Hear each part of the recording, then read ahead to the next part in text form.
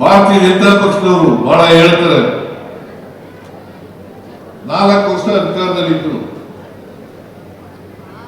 4 ವರ್ಷ ಅಧಿಕಾರದಲ್ಲಿದ್ದವರು ಒಟ್ಟು SCP PSP ಖರ್ಚು ಮಾಡಿದಂತ ಹಣ 1,10,10,000 ಕೋಟಿ 4 ವರ್ಷದಲ್ಲಿ. ನಾವು 3 ವರ್ಷದಲ್ಲಿ ಖರ್ಚು ಮಾಡಿರ್ತಕ್ಕಂಥ ಹಣ 1,17,000 ಕೋಟಿ ರೂಪಾಯಿ.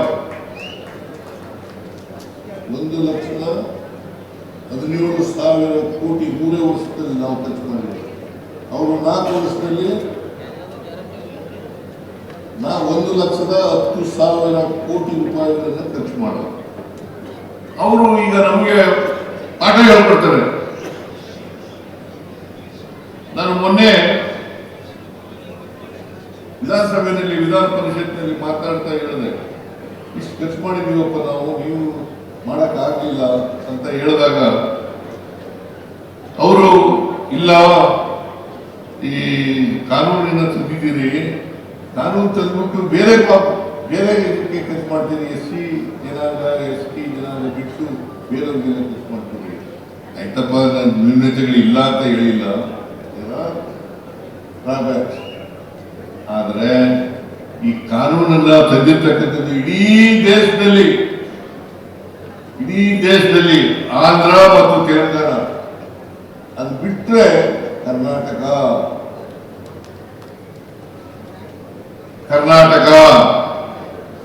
ಇದನ್ನ ಅರ್ಥ ಮಾಡ್ಕೋಬೇಕಾಗ್ತದೆ. ಹಾಗಾದ್ರೆ ಕೇಂದ್ರದಲ್ಲಿ ಯಾಕೆ ತಂದಿಲ್ಲ? ಬಿಜೆಪಿ ಅಧಿಕಾರದಲ್ಲಿರ್ತಕ್ಕಂಥ ರಾಜ್ಯಗಳಲ್ಲಿ ಯಾಕೆ ತಂದಿಲ್ಲ?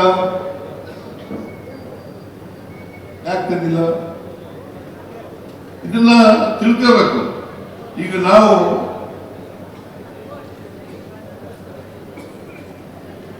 ಪ್ರಮೋಷನ್ ರಿಸರ್ವೇಶನ್ ಮಾಡಿದ್ದು ಯಾರೋ ಚೀಫ್ ಸೆಕ್ರೆಟರಿ ಎಂಬುದು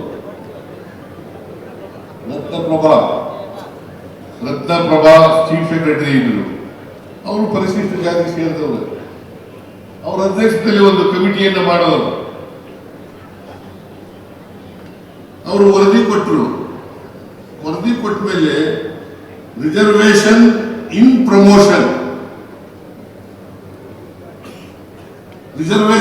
ಪ್ರಮೋಷನ್ ನಾವು ಒಂದು ಕಾಯ್ದೆ ಮಾಡೋದು. ಇಡೀ ದೇಶದಲ್ಲಿ ಎಲ್ಲೂ ಕಾಯ್ದೆ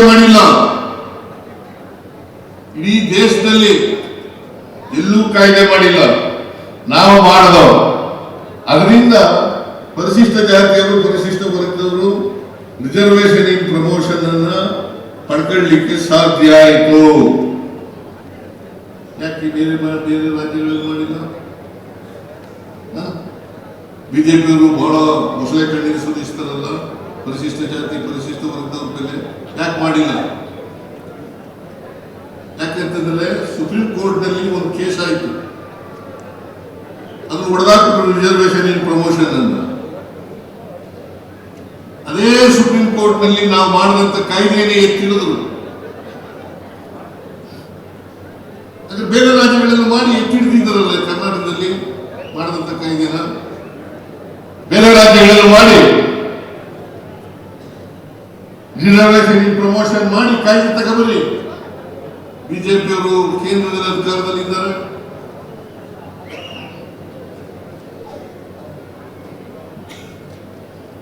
ಅಧಿಕಾರದಲ್ಲಿದ್ದಾರೆ. ಯಾಕೆ ಮಾಡಲ್ಲ? ಇದನ್ನ ನಾವೆಲ್ಲರೂ ಕೂಡ ತಿಳ್ಕೊಳ್ಬೇಕು, ಮತ್ತೆ ಇದಕ್ಕೆ ಒತ್ತಾಯವನ್ನು ಮಾಡಬೇಕು ಅಂತಕ್ಕಂಥ ಮಾತುಗಳನ್ನು ನಿಮಗೆ ತಿಳಿಸ್ತಕ್ಕಂಥ ಕೆಲಸವನ್ನು ಮಾಡ್ತಾ ಇದ್ದೇನೆ. ನಿಮ್ಮಲ್ಲಿ ಮನವಿ ಮಾಡ್ತಾ ಇದ್ದೇನೆ, ಒತ್ತಾಯವನ್ನು ಮಾಡಬೇಕು. ಈಗ 1 ಕೋಟಿ ರೂಪಾಯಿವರೆಗೆ ಪರಿಶಿಷ್ಟ ಜಾತಿ ಪರಿಶಿಷ್ಟ ವರ್ಗದವರಿಗೆ ಕಾಂಟ್ರಾಕ್ಟ್ಗಳಲ್ಲಿ ಮೀಸಲಾತಿಯನ್ನು ಮಾಡಿದ್ದೀವಿ. ಯಾಕೆ ಬೇರೆ ರಾಜ್ಯಗಳಲ್ಲಿ ಮಾಡಿಲ್ಲ?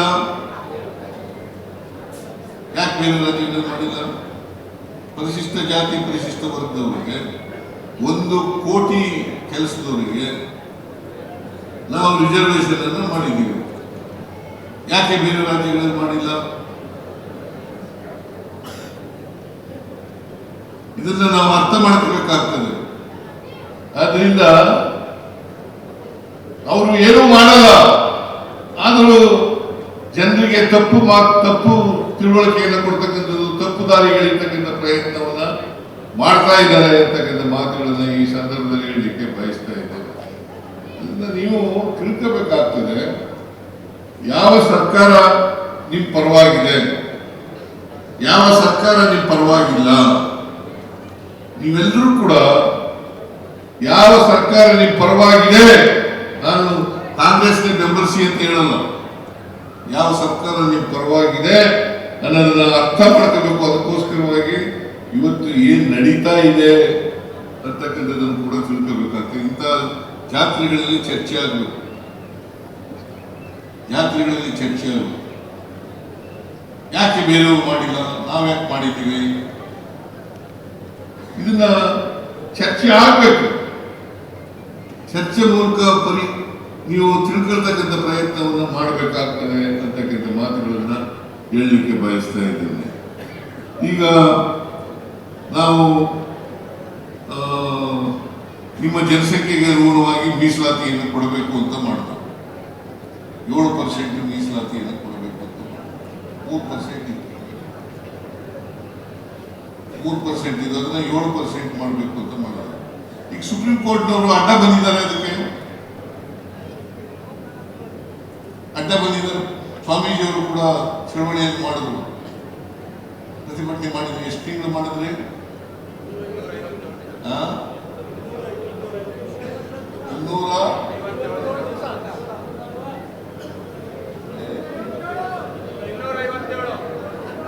257 ದಿನ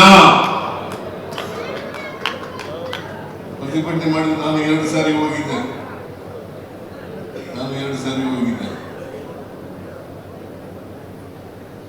ಆಮೇಲೆ ನಮ್ಮ 24.1% ಇದ್ದಾರೆ ಪರಿಶಿಷ್ಟ ಜಾತಿ ಪರಿಶಿಷ್ಟ ವರ್ಗದವರು. 17.1% ಪರಿಶಿಷ್ಟ ಜಾತಿ, 1.5 ಮತ್ತೆ 7% ಪರಿಶಿಷ್ಟ ವರ್ಗದವರಿದ್ದಾರೆ. ಎರಡೂ ಸೇರಿದ್ರೆ 24.1% ಆಗಿದೆ. ಅವರು ಜನಸಂಖ್ಯೆಗೆ ಅನುಗುಣವಾಗಿ ಪರಿಶಿಷ್ಟ ಜಾತಿ ಪರಿಶಿಷ್ಟ ವರ್ಗದವರಿಗೆ ಮೀಸಲಾತಿಯನ್ನು ಕೊಡಬೇಕು ಅಂತೇಳಿ ತೀರ್ಮಾನ ಆಗಿ ಅದನ್ನ ಜಾರಿಗೂ ಕೊಟ್ಟಾಯಿತು.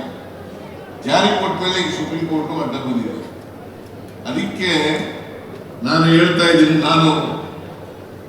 ನಾನು ಈ ಮೀಸಲಾತಿ 24.1% ಇರಲೇಬೇಕು ಅಂತಕ್ಕಂಥದ್ರ ಪರವಾಗಿರ್ತಕ್ಕಂಥವ್ರು.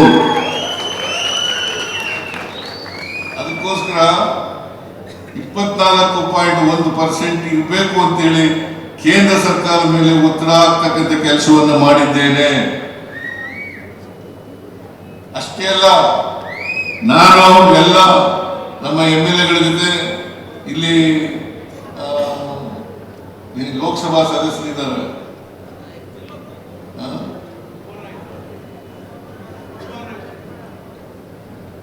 ನಾಯಕರು,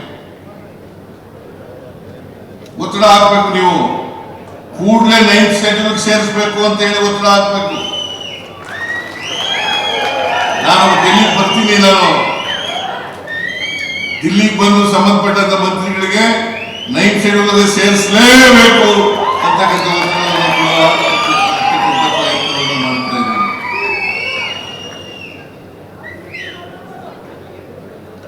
9th ಶೆಡ್ಯೂಲ್ ಸೇರಿಸಲೇಬೇಕು. ಇಲ್ಲದೆ ಹೋದ್ರೆ ಮಾಡಿದ್ದು ವ್ಯರ್ಥ ಆಗ್ತದೆ. 24.1% ಮಾಡಬೇಕು ಅಂತಕ್ಕಂಥದ್ದು ಅದು ವ್ಯರ್ಥ ಆಗ್ತದೆ. ಜನಸಂಖ್ಯೆಗೆ ಅನುಗುಣವಾಗಿ ಇಲ್ಲದೆ ಹೋದ್ರೆ ಸಮಾನತೆ ಬರಲಿಕ್ಕೆ ಸಾಧ್ಯನೇ ಇಲ್ಲ. ಉದ್ಯೋಗದಲ್ಲಿ ಸಮಾನತೆ, ಶಿಕ್ಷಣದಲ್ಲಿ ಸಮಾನತೆ, ಆರ್ಥಿಕವಾಗಿ ಸಮಾನತೆ, ರಾಜಕೀಯವಾಗಿ ಸಮಾನತೆ, ಇದು ಬರದೇ ಹೋದರೆ ಸಮಾಜವನ್ನು ನಿರ್ಮಾಣ ಮಾಡಲಿಕ್ಕೆ ಸಾಧ್ಯನೇ ಆಗಲ್ಲ. ಇನ್ನು ಹೇಳ್ತಲೇ ಇರಬೇಕಾಗುತ್ತೆ. ಸಮಾಜ ನಿರ್ಮಾಣ ಮಾಡ್ತೀವಿ, ನಿರ್ಮಾಣ ಮಾಡ್ತೀವಿ. ಎಲ್ರಿಗೂ ಸಮಾನ ಅವಕಾಶಗಳನ್ನು ಕೊಡ್ತೇವೆ ಅಂತ ಹೇಳ್ತಲೇ ಇರಬೇಕಲ್ಲಿ. ಅದರಿಂದ ಇದು ಅಕ್ಷರ ಸಹ ಜಾರಿಯಾಗಬೇಕು. ಇದನ್ನ ಮಾಡತಕ್ಕಂಥ ಪ್ರಯತ್ನವನ್ನು ಮಾಡಿದ್ದೇವೆ.